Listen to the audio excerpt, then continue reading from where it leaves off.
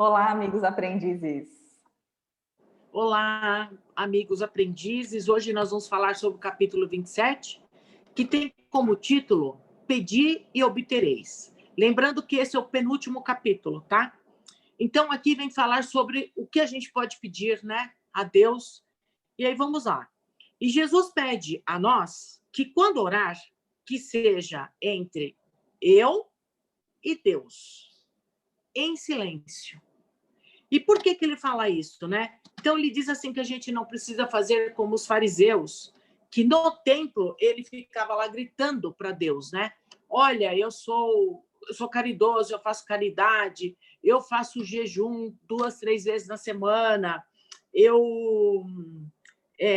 enfim, eu pago dízimo, então veja como eu sou bom. No mesmo local tinha um publicano, que ele sentiu vergonha diante da situação do fariseu, então ele não conseguia nem olhar para Jesus, né, para Deus. Ele não olhava, ele ficou ali de cabeça baixa e ele dizia somente o seguinte: Deus, tenha compaixão de mim, que sou um pecador. E aí ele sai do templo e aí diz que ele sai justificado, né?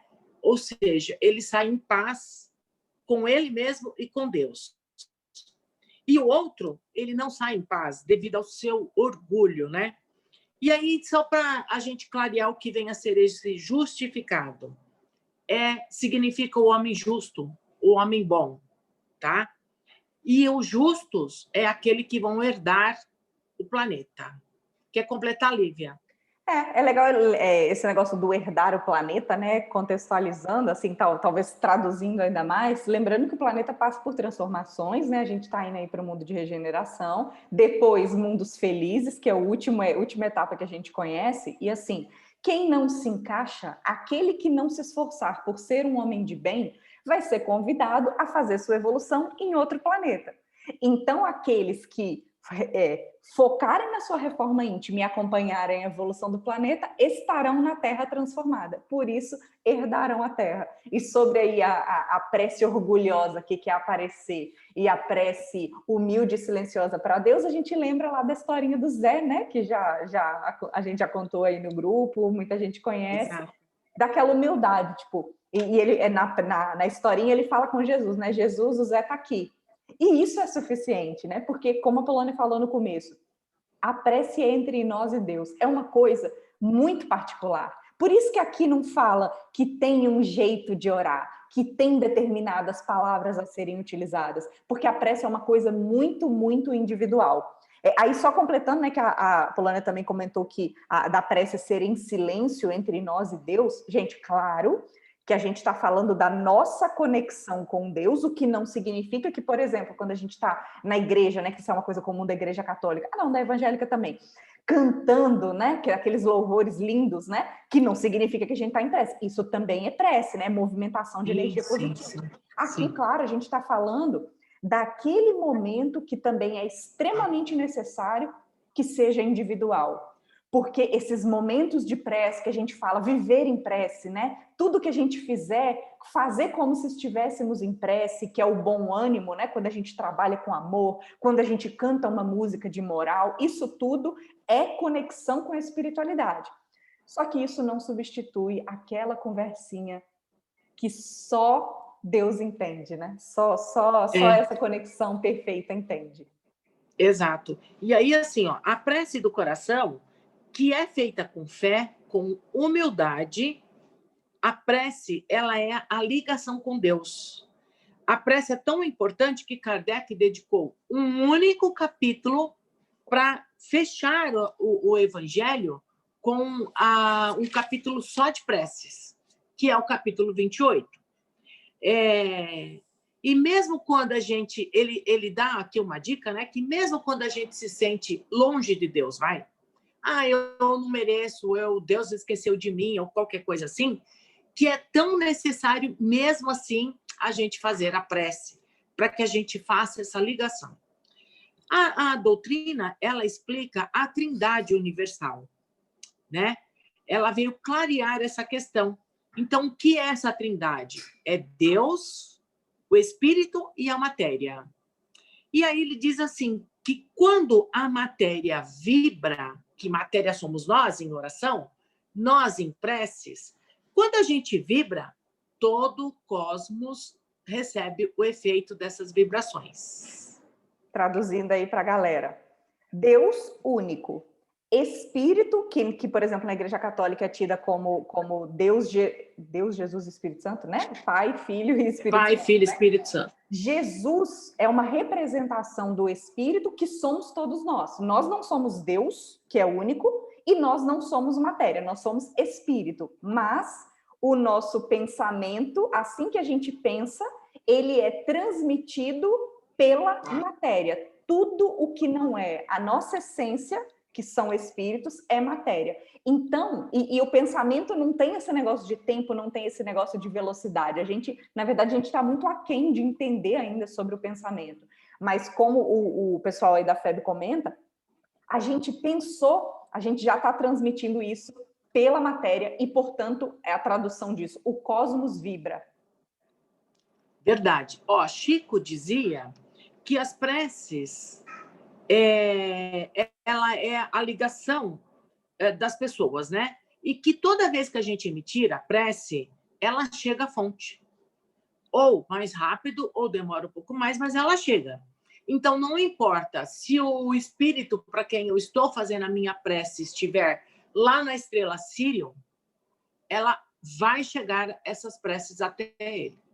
E nós vamos receber isso de volta. Em algum momento a gente recebe, tá? Então, não importa onde esteja as pessoas, os espíritos, eles vão receber. E isso tudo é ciência, né? Essa ligação. Então, essa vibração, essa energia que a gente emite através da prece, isso é ciência. Porém, a doutrina explicou os mecanismos desta energia chegar, tá? Porque a nossa ciência da Terra ainda não consegue, ainda não tem condições de estabelecer essas diretrizes para o pensamento. A gente já sabe, por exemplo, que existe transmissão de energia sem a gente ver. Por exemplo, ondas eletromagnéticas é algo conhecido pela ciência terrestre. Agora, o pensamento ainda... Nossa, a ciência da Terra é muito pobre nesse aspecto, mas com as diretrizes que os espíritos nos deixaram, a gente já tem uma caminhada aí para conseguir entender pelo menos um pouco a respeito disso e saber como se portar, né? Para começar, saber que existe essa comunicação, saber que a gente pode vibrar, pensar, né? Pensar é vibrar, né? Vibrar por um ente querido, por um criminoso, ter a nossa conversa individual com Deus, e isso nunca é em vão, né? Polônia vai comentar aí já. E se a pessoa não tiver condições de receber, né? Exato. Olha lá, a prece, então, ela é um relacionamento com Deus. E aí, veja só esse caso de Madre Teresa de Calcutá. Ela foi entrevistada por um repórter. E aí o repórter pergunta, quando a senhora está em prece com Deus, o que a senhora fala para ele? Aí ela responde, eu não falo, eu só escuto. Aí o repórter, indignado, pergunta novamente, mas o que Deus fala para a senhora? Ela responde, ele não fala, ele só escuta. Então, esta é a relação da prece entre nós e Deus. E aí, como que explica isso? Vamos lá, vamos pegar e trazer isso para os nossos dias, né? Então, uma mãe com um bebê no colo, ou com um filho maior, quando você está abraçado com este filho, ou em alguma relação entre casais, às vezes a gente está em silêncio, ficamos em silêncio muito tempo, mas a gente está amando. É uma conexão profunda de amor. Então, é isto, essa prece com Deus, é essa conexão profunda que a gente faz. A gente se compreende, né? Sem necessidade de que nenhuma palavra seja dita. É um exemplo mais sublime, né, dessa conexão de amor. Exato. Então, ele diz aqui, que a prece é o mais alto grau da educação dos nossos desejos. Porque assim, eu tenho um desejo, sei lá, desejo do quê? Né? Mas quando eu começo a fazer a prece em função desse desejo, eu estou educando esse meu desejo. Até para que eu consiga correr atrás dele, né? E às aí ele vezes, diz assim, para perceber que esse desejo não faz tanto sentido assim, né? Para a gente sentir assim, incômodo ao pedir determinada coisa que não seja útil, não seja justa. Exato. Aqui ele diz assim, ó, que nós podemos orar em qualquer lugar, né? No meio da multidão, eu posso fazer essa conexão com Deus, porque é no silêncio da minha alma que eu vou fazer essa conexão. Então, pode ter várias pessoas ao meu redor, eu posso conseguir fazer essa conexão. Ou eu também posso fazer isso no silêncio do meu lar, tá? Mas toda vez que a gente necessitar e sentir que a gente pode se conectar.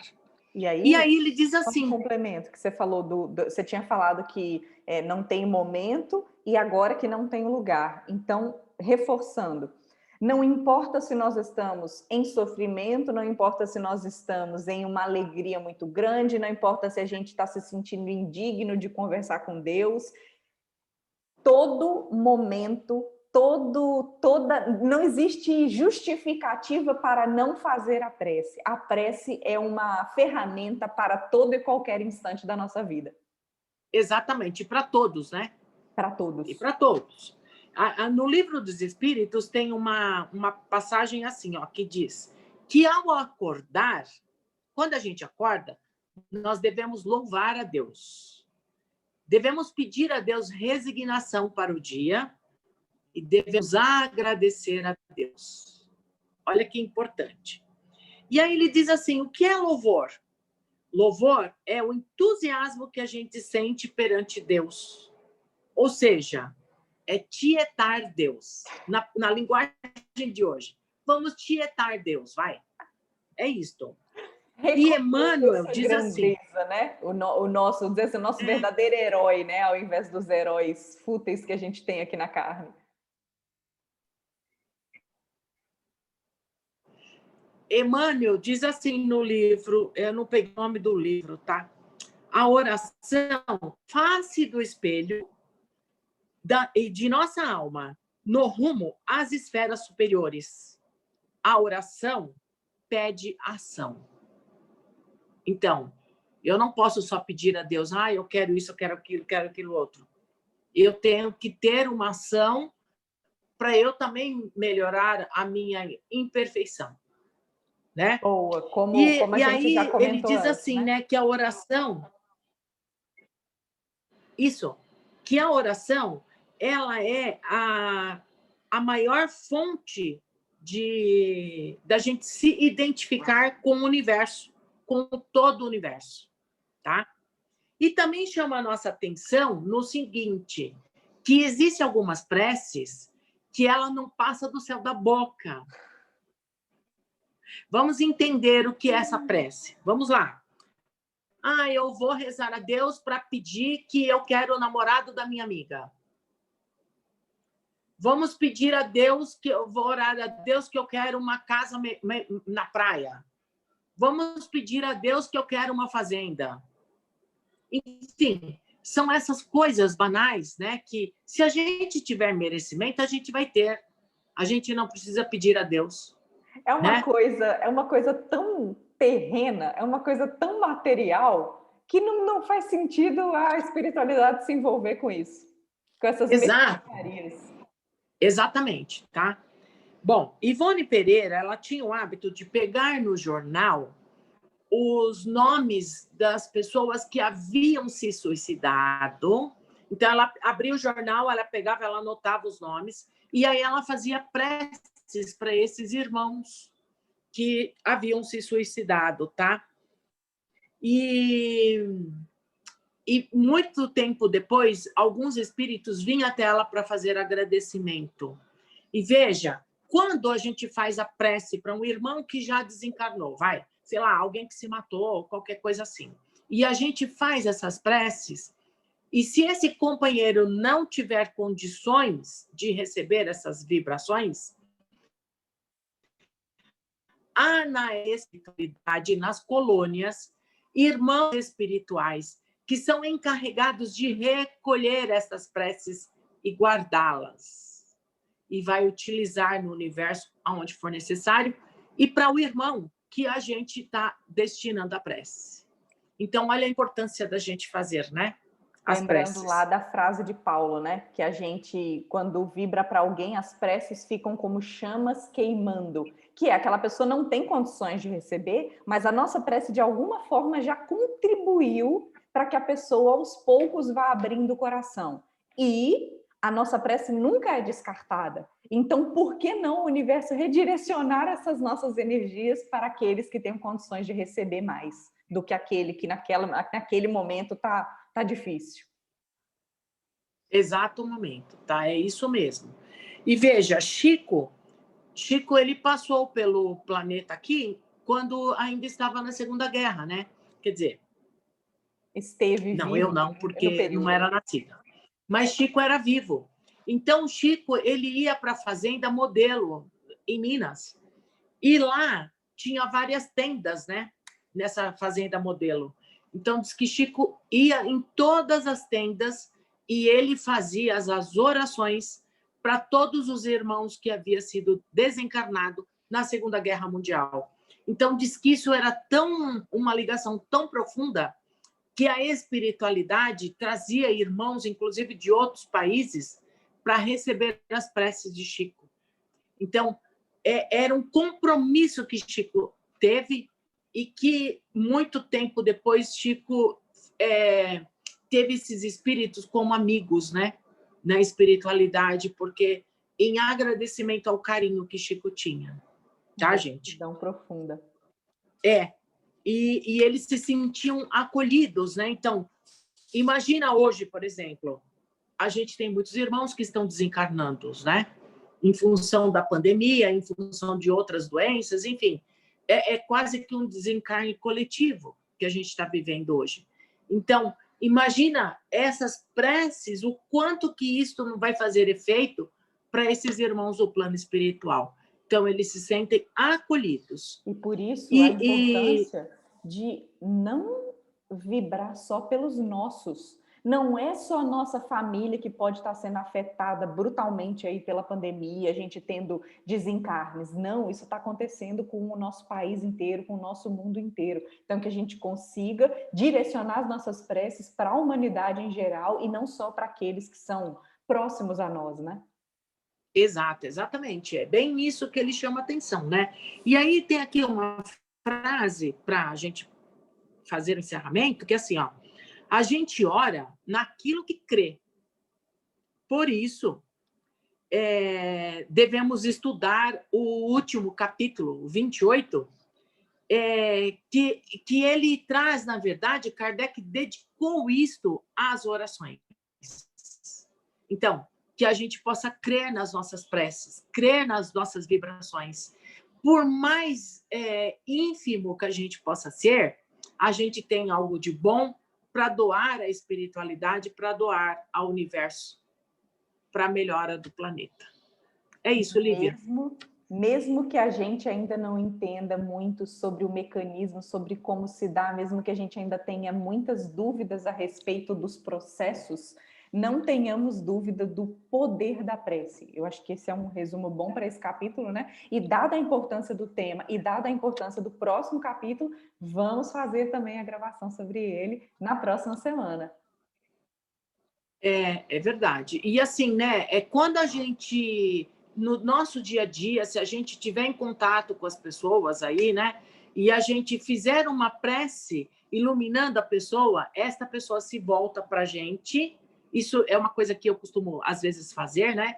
E assim, a pessoa se volta para nós de uma forma simpática, de uma forma, sabe, amena, e responde. Então, essa energia chegou à pessoa. Quando nós começamos a observar, igual a Polônia está falando que ela fez, a gente sente isso acontecendo. É claro que a nossa prece tem que ser sincera, é claro que a gente não pode jogar a semente achando que vai colher imediatamente, Sim, mas a não. doação energética tem efeito. Que a gente possa treinar isso e começar a reparar isso É isso, funcionando. gente. É É isso, até a isso. próxima semana. Fica com Deus. Com Deus.